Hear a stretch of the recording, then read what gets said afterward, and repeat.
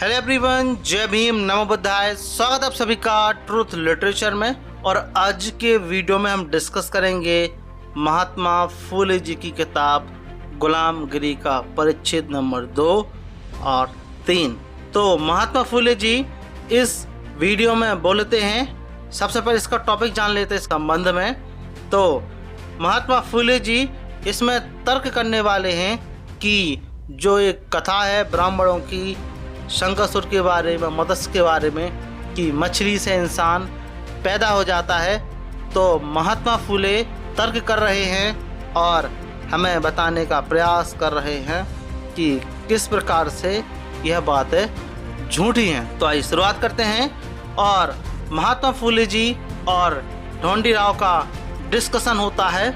और सबसे पहले ढोंडीराव बोलते हैं कि इस देश में बंटू बावन के पहले ईरान से आए लोगों के कुल मिलाकर कितने जत्थे आए होंगे। ढोंडीराव फूले इसका जवाब देते हैं कि इस देश में आ रहे लोगों के कई जत्थे जल मार्ग से आए। ढोंडीराव फिर पूछते हैं, इनमें पहला जत्था जल मार्ग से लड़ाकू नौका से आया था या कैसे? ज्योतिराव फूले जवाब देते हैं, लड़ाकू नौकाएं उस काल में नहीं थीं, इसलिए वे जत्थे छोटी छोटी नौकाओं पर आए थे और वह नौकाएं मछलियों की तरह तेजी से पानी के ऊपर चलती थीं, इसलिए उन जत्थाओं के अधिकारी का उपनाम मत्स्य हो गया होगा। फिर ढोंडीराव आगे पूछते हैं और बोलते हैं कि फिर ब्राह्मण इतिहासकारों ने भागवत आदि कथाओं में इस तरह लिखा है कि उस जत्थे का मुखिया मत्स्य से पैदा हुआ, इसका मतलब क्या होगा? ज्योतिराव फूले इसका जवाब देते हैं और बोलते हैं कि उसके बारे में तू ही सोच कि मनुष्य इनके इंद्रियों में, आहार में, निंद्रा में, मैथुन में और पैदा होने की प्रक्रिया में कितना अंतर है। उसी प्रकार उसके मस्तिष्क में, मेधाओं में, कलेजे में, फेफड़ों में, अतड़ियों में, गर्भ पालने पोसने की जगह में और प्रसूति होने के मार्ग में कितना चमत्कारिक अंतर है। यह महात्मा फूले जवाब देते हैं कि कितना बड़ा अंतर है, कैसे संभव है। आगे वो बोलते हैं, मनुष्य जमीन पर रहकर अपनी जिंदगी बसर करने वाला प्राणी है। वह जरा सी असावधानी से पानी में गिरने पर तैरना न आए तो डूबकर मर जाता है, किंतु मछली हमेशा ही पानी में रहती है, लेकिन मछली को पानी से बाहर निकालकर जमीन पर रखते ही तिलमिलाकर मर जाती है। नारी स्वाभाविक रूप से एक समय एक ही बच्चे को जन्म देती है, लेकिन मछली सबसे पहले कई अंडे देती है। उसके बाद कुछ दिनों बाद उन अंडों को फोड़कर उनमें से अपने सभी बच्चों को बाहर निकाल लेती है। अब जिस अंडे में यह मत्स्य बालक था, उसको उसने पानी से बाहर निकाला होगा। यदि यह कहा जाए तो उस मत्स्य मानव जैसे बालक की जान पानी में कैसे बची होगी? यह महात्मा फूले सवाल कर रहे हैं। कोई आदमी इस तरह का संदेह उठा सकता है कि मनुष्यों में से किसी मजे हुए गोताखोर ने पानी के अंदर गहरी डुबकी लगाकर मत्स्य बालक जिस अंडे में था, उस अंडे को पहचान कर उसने उसको जमीन पर लाया होगा। खैर, यह भी सच मान लीजिए, लेकिन बाद में किस चतुर मर्द ने मछली को उस अंडे को फोड़कर उनमें से उस मत्स्य बालक को बाहर निकाला होगा? यह महात्मा फूले क्वेश्चन कर रहे हैं और आगे और तर्क दे रहे हैं और बोलते हैं कि क्योंकि यूरोप और अमेरिका देशों में काफी विकास हुआ है और बड़े बड़े ख्याति प्राप्त विद्वान चिकित्सा शास्त्र में तंजे हुए हैं, फिर भी उनमें से किसी एक ने अपनी छाती पर रखकर यह दावा नहीं किया कि मैं मछली के अंडे को फोड़कर उसमें से बच्चे को जिंदा बाहर निकाल सकता हूँ। तो यह महात्मा फूले तर्क कर रहे हैं कि मछली में से इंसान आखिर कैसे पैदा हो गया, ये असंभव है। खैर, वह अंडा पानी में, इस तरह महत्वपूर्ण संदेश किस अमर मछली ने पानी से बाहर आकर उस गोताखोर को बताया होगा और उस जलचल संदेश वाहक की भाषा मानव को कैसे समझ में आई होगी? इस प्रकार की एक से अधिक शंकाओं इतिहास में उन लेखों से सही समाधान होना बिल्कुल असंभव है। इसलिए उसके बारे में यह अनुमान प्रमाणित होता है कि बाद में कुछ मूर्ख लोगों ने मौका मिलते ही अपने प्राचीन ग्रंथों में इस तरह की काल्पनिक कथाओं को घुसेड़ दिया होगा। ऐसा महात्मा फूले अनुमान लगा रहे हैं और सवाल कर रहे हैं कि मछली में से आखिर इंसान कैसे पैदा हो गया। ये असंभव काम है, क्योंकि मछली का जन्म देने की प्रक्रिया अलग है और मनुष्यों की अलग प्रक्रिया है। मछली के अंडे होते हैं और मनुष्य माँ के गर्भ से डायरेक्ट जन्म लेता है। आगे ढोंडीराव बोलते हैं, अच्छा फिर सवाल यह आता है कि उस जत्थे का नायक अपने लोगों के साथ किस तरह आकर रुका होगा। ये क्वेश्चन कर रहे हैं। तो आगे महात्मा फूले जी इसका जवाब दे रहे हैं और बोल रहे हैं कि ज्योतिराव पश्चिम में समुद्र को पार करते हुए वह एक बंदरगाह पर उतरा। ढोंडीराव फिर बोल रहे हैं कि उस बंदरगाह पर उतरने के बाद उसने क्या किया।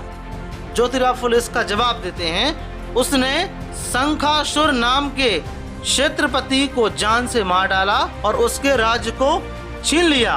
बाद में शंखासुर का वह राज्य मत्स्य के मरते समय तक आर्य लोगों के अधिकार में बगैर खतरे के रहा।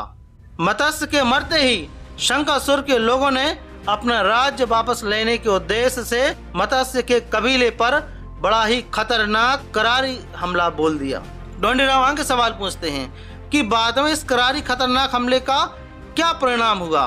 तो महात्मा फूले जी इसका जवाब देते हैं और बोलते हैं ज्योतिराव कि उस करारी हमले में मत्स्य के कबीलों की करारी हार हुई, इसलिए उसने युद्ध भूमि से भाग जाना बेहतर समझा और वह भाग निकला।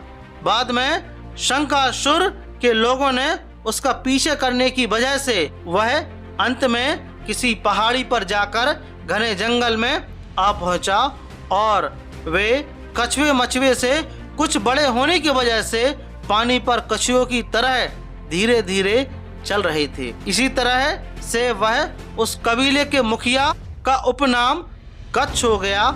ऐसा महात्मा फूले जी अनुमान लगा रहे हैं और बोल रहे हैं और ये सीधा सीधा बता रहे हैं महात्मा फूले जी कि आर्यों का जो आर्य आए थे भारत में किस प्रकार से आए थे और किस प्रकार से ब्राह्मणों ने अपनी कथा में उन्होंने काल्पनिक कथाएं गढ़ दी। आगे परिच्छेद नंबर 3 में महात्मा फूले जी बोलते हैं, कच्छ भूदेव भूपति क्षत्रिय द्विज और कश्यप राजा के संबंध में। ढोंडीराव मछली और कछुआ इनमें सभी बातों में तुलना करने पर कुछ बातों में निश्चित रूप से फर्क दिखाई पड़ता है, लेकिन कुछ बातों में जैसे पानी में रहना, अंडे देना, उन्हें फोड़ना आदि उनमें समानता भी दिखाई देती है। इसलिए भागवत आदि पुराण कर्ताओं ने यह लिख दिया है कि कच्छ कछुए से पैदा हुआ। इसके बारे में भी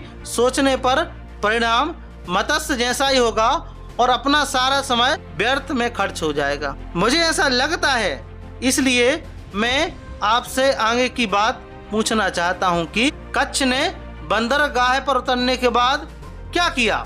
कि ज्योतिराव बोलते हैं कि सबसे पहले उस बंदरगाह की जिस पहाड़ी पर मत्स्यों का कबीला मुसीबत में पड़ गया था, उस पहाड़ी के एक और किनारे से वहां के मूल क्षेत्रवासी लोगों को घेरने वाले लोगों के साथ सबको भगाकर बाद में उसने अपने लोगों को मुक्त किया और वह स्वयं उस क्षेत्र का भूदेव मतलब भूपति बन गया। ढोंडीराव आगे सवाल पूछते हैं, फिर जिनको कच्छ ने खदेड़ा था वे क्षत्रिय लोग किस ओर चले गए, ये सवाल पूछ रहे हैं। तो ज्योतिराव फुले इसका जवाब देते हैं, बोलते हैं कि जो विदेशी ईरानी या आर्य लोगों का कबीला समुद्र के रास्ते से आया, देख घबरा कर दुज आए कहकर चिल्लाते ही पहाड़ी के उस पार जाते हुए देखकर अपने साथ कुछ फौज लेकर उस पहाड़ी के एक छोर से नीचे उतरा। उसने उस पहाड़ी को पीठ पर लेकर मतलब पीछे छोड़कर कश्यप के राज्य के क्षेत्र को ईरान की मदद से कष्ट देने लगा। फिर कश्यप ने उस पहाड़ी को कच्छ से वापस लेने के इरादे से बड़ी जंग तैयारी की, लेकिन कच्छ अपनी मृत्यु तक उसे पीछे छोड़ दिए गए। पहाड़ी को उस क्षेत्रपति के हाथ नहीं लगने दिया और अपनी युद्ध भूमि छोड़कर वह एक कदम पीछे नहीं हट सका। तो महात्मा फुले इसका जवाब देते हैं। तो सीधा सीधा मतलब हम समझ सकते हैं कि महात्मा फुले जी इसमें तर्क कर रहे हैं कि मछली से, कछुए से इंसान कैसा पैदा हो सकते हैं, जो शास्त्रों में जो लिखा है कि मछली से इंसान पैदा हो गया। और महात्मा फुले जी और भी बात बता रहे हैं कि इसके पीछे जो तर्क है आर्यों का आगमन है और शायद यही कारण रहा होगा। महात्मा फुले जी यही बोल रहे हैं इस किताब के माध्यम से। तो आपका इस वीडियो के बारे में क्या मानना है, प्लीज़ हमें कमेंट बॉक्स में ज़रूर बताएं। और यदि आप ट्रुथ लिटरेचर पर नए हो तो प्लीज़ इस चैनल को सब्सक्राइब जरूर करें, साथ ही साथ हमारी वीडियोस को शेयर जरूर करें। जय भीम, जय भारत।